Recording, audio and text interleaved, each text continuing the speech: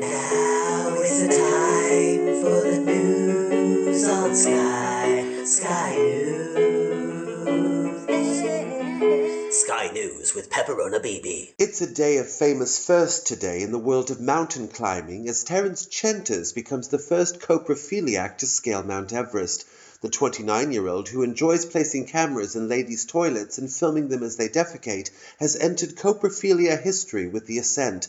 Earlier, Sky News' own Mudge Pattersby spoke with Chenters at the summit. What an amazing view from up here it truly is. Terence, there have been women and gays and men who pay prostitutes £500 to walk in their chest in stiletto shoes to come before you. But today, you have officially become the first coprophiliac to climb Everest. How does it all feel? I can't believe it. I mean, during the whole planning stage of this, I was going through the histories of all the people that had climbed this mountain, and I could not believe not a single one of them had been a coprophiliac. And is that what kept you going, do you think? This desire to be the first among your fetish? What kept me going more than anything else, even in the coldest, darkest, scariest moments, was imagining a lady's arsehole as she's having a shit. Do you think your achievement today will have a positive impact on how the general public views coprophilia? God, I fucking hope so. When I tell people I'm a coprophiliac, I always get that look, that real confused look that says, "What's a coprophiliac?" Then after they Google it, I get that other look, that real disgusted look that says, "You're a twisted piece of shit." And I'll say, "No, I'm not, but I sure would like to see one." Okay, so what's next for coprophiliac mountain climber Terence Chenters? How are you planning on celebrating? Well, unfortunately, there's no ladies' toilets up here, so I'm really looking forward to getting back to base camp and installing the camera in the one down there. Well, we would offer you this one, but we're probably going to need it. No worries, it'll be too big anyway. No, I use a really small device I can operate remotely back at the hotel room. See some shit, have a wait, go to bed, job well done. Okay, so before we let you go, Terence, anything you'd like to say to family and friends? No, they prefer not to be acknowledged by me, but I would like to say to all of my fellow coprophiliacs in the coprophilia community, I hope some of you are watching, but I know I'm not a Sheila having a shit, so I completely understand if you're not, because after all, scat is where it's at. Okay, Terence Chenters, thank you so very much for your time. From Mount Everest, I'm Mudge Pattersby. Staying on Mount Everest for the moment, it's another famous first for Sky News' own Mudge Pattersby. Earlier today, the 35-year-old reporter scaled Mount Everest in order to interview Terence Chenters, the first coprophiliac to successfully climb the mountain. In doing so, Pattersby became the first balloon fetishist to reach the summit. Shortly after the Chenters interview, Sky News' own Glint Iden caught up with Pattersby, who gets aroused when balloons are inflated and orgasms when they pop. Scat is where it's at. Okay, Terence Chenters, thank you so very much for your time. From Mount Everest, I'm Mudge Pattersby. Mudge Pattersby. Hi. Hi, Glint Iden from Sky News. We work together. Oh, hi, Glenn. Yeah, I just had a few questions for you, if that's okay. Oh, hi. Right, awesome. Okay, so basically, you have climbed Mount Everest, and you have become officially the first ever balloon fetishist to climb this mountain. Was that what you set out to do? No, I just had a job. You know, I had the interview. I knew I had to climb the mountain to do the interview. And it was only when I got up there and I started to speak to Terence about his coprophilia that I thought, well, I'm a balloon fetishist. And I started to think, has there been any other balloon fetishists to climb this mountain? And it turns out there hasn't any. Awesome. So basically, you made history without intending to. Well, my parents didn't intend me, but here I am. Right. Awesome. Okay, so do you think that this will have a positive impact on how the balloon fetishist community is sort of perceived? I think so, you know, because when people hear that you're a balloon fetishist, they just assume you lay around all day, blow up balloons, get aroused, pop them, and have orgasms. I wish that was my life, but I've got a job to do, I've got money to earn, because the truth is balloons don't buy themselves. Right. I imagine they probably don't. Right. So speaking of balloons, I can imagine you're looking forward to blowing one up, getting aroused, popping it, and having an orgasm. Oh, in fact, I brought some balloons with me, but unfortunately the oxygen levels up here are so low. Between climbing the mountain and speaking in this fast-paced Scottish dialect, you know, I've got no air left in my lungs. So Terence wants to get back down to base camp so he can... Put a camera in a lady's toilet. And I just want to get back down so I get some air in my lungs so I can blow up a balloon, get aroused, pop it, and have an orgasm. Awesome. Yeah, but what about you, Clint? You're going to feel pretty good, pal, because you're the first skullfucker to climb the mountain. No, actually, I'm the second. Oh, yeah? Yeah, there was a skullfucker from BBC News who came up last year, so he's the first, I'm the second skullfucker, so... Right, but you're the second skullfucker. Oh, yeah, I hadn't thought of that. Yeah, that is the first, isn't it? Well, thank you for that. So anyway, oh my god, a dead mountaineer. Look at that skull. Oh, aye. Right, so I imagine you guys probably want to get back down to base camp so Yeah. you can put a camera in the ladies' toilet, Yeah. you can blow up a balloon, get aroused, pop it, and have an orgasm. Aye, come back down. No, I'm going to stay up here and take care of some bits and bobs first, but I'll see you down there. Good luck with the climb down. Top out. Right, so from Mount Everest, I'm Glint Iden. Come here, you curvaceous cranium. And let's go live now over to base camp, where Ginter von Gunther, president of the Association for Fetishistic Mountaineers, is about to give his remarks on today's historic climbs. Welcome, fellow mountaineers. Welcome, fellow fetishists. And of course, welcome, fellow fetishistic mountaineers. And the wives, of course. Must not forget the wives. That's because we are all the time doing the mountaineering and the fetishing, but it is the wives who wait for us at the bottom to give us the sense of normality that we so desperately need. So yes, let us applaud the wives for all they do. All the wives, all the nice understanding wives. Except for, of course, for my first wife, who was not so understanding of my fetish. And so I replaced her with better wife. A wife who is a man.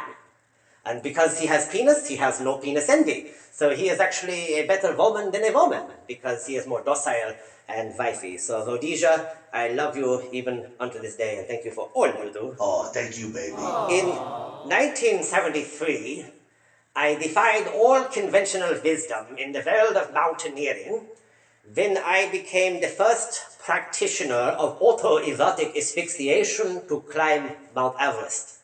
When I arrive at the top, I produce the mountain climbing rope and tie around my neck and play with myself. Because I know this day I have made history. Yeah. Just as today we are also still making history. Every day history is being made over and over and over and over. And I mean by this real history. I am not talking of the history of the Napoleons or the Beethovens or the Shakespeares. I am talking of real history, of real people. With real issues. Just like today, when we celebrate the first time that a trio consisting of a coprophiliac, a balloon fetishist, and a skull fucker have successfully climbed Mount Everest. And so today we wish to recognize Terence Tinker, Mudge Pattersby, and I do not think that Glint Iden is back down from the mountain yet. Of course, I am not a skull fucker, but I can imagine it may be a situation of too much semen, not enough skulls. I don't know. I'm only, of course, speculating. Yes, these people you see here today are real history. Not the history of the William Blake or the Samuel Johnson, not the history of Julius Caesar and the Roman Empire, not the history of the Greek civilization of Socrates or Plato. We are talking of real history. Not the history of Chopin or D-Day. And if you are just joining us, we have been listening in to Ginter von Gunther, the president of the Association for Fetishistic Mountaineers. Franken. We are talking here of real history. But we're going to leave him now and come back in a bit, because here in the studio it is time for news review. Today I am joined by Hamana El Sabib, guardian for The Columnist, and Neil O'Brendon, spectator for The Spiked and author of the latest Jeffrey Archer novel, Tinker Tailor Trigger Snowflake. Welcome to you both. Right now at Mount Everest Base Camp, the president of the Association for Fetishistic Mountaineers, Ginter von Gunther, is giving his remarks on today's historic climbs. Let's have a listen in. We do not mean here by history things like P.G. Wodehouse or David Garrick, the 18th century actor, or the tablets, the Rosetta Stone. We are talking here of real history.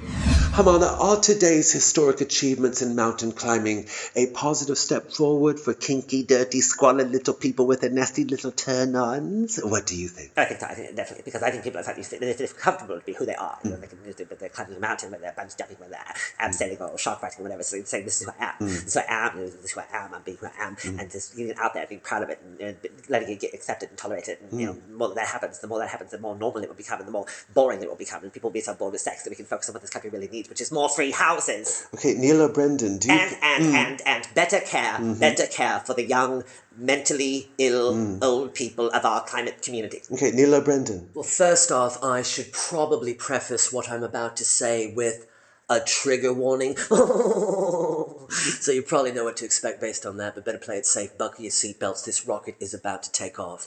I probably should have given you a thermonuclear launch warning, actually, because I will be laying down some pretty radioactive wisdom right between your eyes. Now, Mount Everest... My eyes or her eyes? Both. I'm going to aim right between your heads, 2 eyes on either side. Look out, here it comes, dig this. Mount Everest is a pretty wintry place at the best of times, but for some reason, lately, it started to attract even more snowflakes.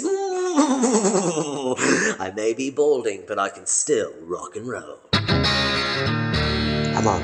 Okay, this sort of reaction from the right wing is what creates culture fear, because that culture fear creates people where they don't believe it themselves and they're afraid of it themselves because of the right wing. Whoa, chitter-chatter, chipmunk, chill out, okay? This is not a right-wing thing, yeah? This is not a left-wing thing, yeah? It's this brand new thing that only I know about called libertarianism.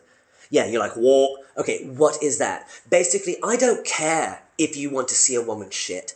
I don't care if you use a balloon to come. I don't care if you fuck a skull. I don't care about decency and dignity, compassion and courtesy. I don't care about women, children, the weak and the vulnerable. I don't care. That sounds like nihilism. Yeah, to you. But if you were a libertarian, it would sound like libertarianism. I may be a former communist, but I can still rock and roll. Okay, well, that's all the time we have for now. I don't care. Yes, Neil. Thank you to you both. I don't care. I know you don't, Neil. Coming up next hour, we'll be heading to Mount Everest Base Camp. I don't care. Okay, Neil, where Günther von Günther is addressing the Association for Fetishistic Mountaineers. I don't care. For fuck's sake, Neil. Join us, won't you? I don't Shut care. up. I don't Shut care. up. I don't care. Shut up. We do not mean here by history things such as Ben Jonson the playwright or John Dryden, Jonathan Swift. None of this is history. What we are talking here today of is real history, not this sort of history of Charlie Chaplin and John Wayne and James Dean. None of these things. No, real history, history, history, history, history, history, history, history.